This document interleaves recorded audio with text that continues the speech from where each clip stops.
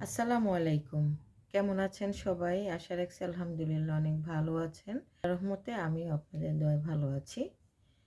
তো আমি আজকে একটা ছোট্ট ভিডিও নিয়ে হাজির হয়েছি। সেটা হচ্ছে গত শুক্রবার দিন যে আমাদের দেশে ভয়াবহ ভূমিকম্পটা হলো, তো তার ৫ মিনিট আগেও কিন্তু আমরা কেউ জানতাম না। ১ সেকেন্ড আগেও কেউ জানতাম না। যে যার মতন যে যার কাজে, যেহেতু শুক্রবার ছিল, কেউ পরিবারকে সময় দিচ্ছে, কেউ স্পেশাল মানুষের জন্য রান্নাবান্না করতেছে। এইরকম একটা টাইমে গিয়ে আমাদের সেদিন ভূমিকম্পটা। আমি কেন আজকে ২ টা কথা নিয়ে আসছি সেটা হচ্ছে, এখন যেভাবে নিউজ ছড়ানো হচ্ছে যে ৯ মাত্রা, ৮ মাত্রা এরকম ভূমিকম্প হবে, হলে দেশের মানে ঢাকা শহরের অনেক মানুষ মারা যাবে বা লক্ষ, লক্ষ মানুষ মারা যাবে। দেশে কোনো কিছু নাই। মানে উদ্ধার কাজের তেমন কোনো ভালো সুবিধা নাই। তো আমার কথা হচ্ছে, আপনারা তখন কোথায় ছিলেন? যে একটা ভূমিকম্প আসতেছে, সবাই সতর্ক থাকুন। তো আমি কি বিশ্বাস করি জানেন? তো এইভাবে আমাদেরকে এরকম বিভ্রান্ত করিয়েন না। আমি বিশ্বাস করি এটাই যে, আমার এই বাংলাদেশ অলি আল্লাহর দেশ থেকে অনেক মসজিদের দেশ, অনেক কোরআনে হাফেজের দেশ, অনেক মাদ্রাসার দেশ এবং বাংলাদেশ একটা ইসলামী রাষ্ট্র। তো আমি এতটুকুই বিশ্বাস করি যে আমার আল্লাহ এই বাংলাদেশকে অনেক হেফাজত করবে এবং হেফাজতে রাখবে। অনেক সময় অনেক কিছু দিয়ে প্রমাণ পাই। আর আমরা মহিলারা, পুরুষদেরটা আমি নাই বললাম, আমরা মহিলারা ঘরে থেকে আমরা চেষ্টা করি আল্লাহকে ডাকার, তওবা করি, বিপদ আপদ আসলে দোয়া ইউনুস পড়ি, পাগলের মতন হয়ে যাই আমরা মহিলারা। তো সবার ক্ষেত্রে হয় না, আবার আল্লাহকে কিন্তু কেউ ভুলেও না। আমি বলব না যে মুসলমান হিসেবে আল্লাহকে কেউ ভুলে। তো আমরা চেষ্টা করি আল্লাহ আমাদের সবাইকে হেফাজতে রাখে, পরিবারকে হেফাজতে রাখে, যাদের বাবা-মা বেঁচে আছে তাদেরকে হেফাজতে রাখে এবং সবাই আমাদের এই বাংলাদেশের সবাইকে যেন আল্লাহ তাআলা হেফাজত করে। এটাও মন থেকে আমাদের দোয়ার মধ্যে আসে। আমরা মনে করি। তো আমার কথা হচ্ছে এইটাই, সেদিন যে ভূমিকম্পটা হলো, সেই ভূমিকম্পটা আমার থানা গাজীপুর কালীগঞ্জ ওখানে। তো কালীগঞ্জ থেকে পলাশের দূরত্ব কতটুকু? অটো দিয়েও যদি আমরা যাই, ওখানে হচ্ছে সর্বোচ্চ ২০ মিনিটও লাগতে পারে, নাও লাগতে পারে। তো যাই হোক, আদৌ কি জানতাম যে আমার এরকম পাশের থানা থেকে ভূমিকম্পটার উৎপত্তি স্থল করা হবে।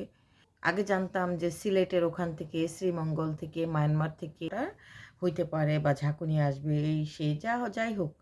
তো এত কাছের, এটা আমার জন্মস্থান, ওখান থেকে ভূমিকম্পটার উৎপত্তিস্থল।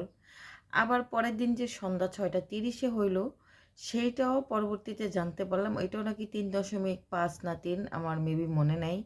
সেটার উৎপত্তিস্থল হচ্ছে বাড্ডা থেকে। এই বাড্ডাতে আমার পড়াশোনা, বেড়ে ওঠা, টোটাল কিছু।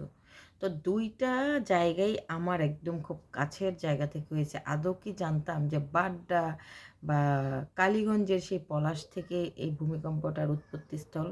হ্যাঁ, শীতলক্ষ্যা নদী আছে আমাদের কালীগঞ্জ থানার, বা এই শীতলক্ষ্যা নদীটা বয়ে গেছে ওদিক দিয়ে।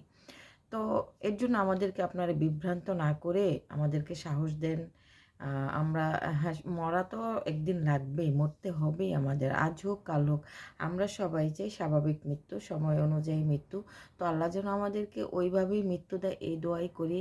আমাদেরকে এরকম নিউজে ভয় না দেখিয়ে বলেন যে ইনশাআল্লাহ সব ঠিক হয়ে যাবে। আমার বিশ্বাস আমার উপরাল্লাহ, আমার আল্লাহ এই বাংলাদেশকে সুরক্ষিত করবে। ইনশাআল্লাহ, ইনশাআল্লাহ। তো আল্লাহ আমাদেরকে, আমার থেকে, আমার নিজের থেকে বেশি আল্লাহ তাআলা আমাকে ভালোবাসে। আমি এই বিশ্বাসটা করি। তো আমাদেরকে এরকম ভয় দেখিয়ে সবাইকে, রাতে অনেক মানুষ আছে রাতে ঘুমাইতে পারে না এখন। সবার চোখে মুখে একটাই চাপ, ৯ হবে, ৭ হবে, কি হবে? তো আমাদের আজ হোক কাল হোক যেতে হবে, এটা তো মাথায় রেখেছি। আল্লাহ যদি আমাদের এভাবে মৃত্যু রাখে আলহামদুলিল্লাহ, স্বাভাবিক মৃত্যুর জন্য আল্লাহর কাছে প্রার্থনা করি। আল্লাহ যা করে সেটাই। উপর আল্লাহ যা করে সেটা নিয়েই আমরা সন্তুষ্টি থাকি। টোটালটাই রেখে যাই না আল্লাহর কাছে। দোতলায় থেকেও বাঁচতে পারি, ৭ তলায় থেকেও বাঁচতে পারি। আবার একদম খোলা মাঠেও মরে যেতে পারি। আমরা যে বিল্ডিং থেকে দৌড় দিব সেই বিল্ডিংয়ের একটা ইটার কণা এসেও তো আমাদের পড়তে পারে। তো এর জন্য আল্লাহর উপরে তাওয়াক্কুল রাখবেন, আল্লাহকে ভয় পাবেন। আর হচ্ছে সকাল বিকাল আস্তাগফিরুল্লাহ পড়বেন। সকালে উঠে চেষ্টা করবেন সাইয়্যিদুল ইস্তেগফার পড়তে, সারাদিন আস্তাগফিরুল্লাহ পড়বেন, দোয়া নুস পড়বেন, দেখবেন আল্লাহ তাআলা আমাদেরকে এই বিপদ থেকে উদ্ধার করবে ইনশাআল্লাহ, ইনশাআল্লাহ। সাইয়্যিদুল ইস্তেগফার পড়লে সকালে মারা গেলে সারাদিনের গুনাহ মাফ, বিকালে মারা গেলে সারা রাত্রের গুনাহ মাফ। তো বেশি বেশি সাইয়্যিদুল ইস্তেগফার পড়বেন। আর এমনি তো ইস্তেগফার পড়বেনই, দোয়া আমাদের সবার জন্য দোয়া করবেন। তো আমি ভিডিওটা একটু বড় করে ফেলেছি, কেউ মনে কষ্ট নিয়েন না।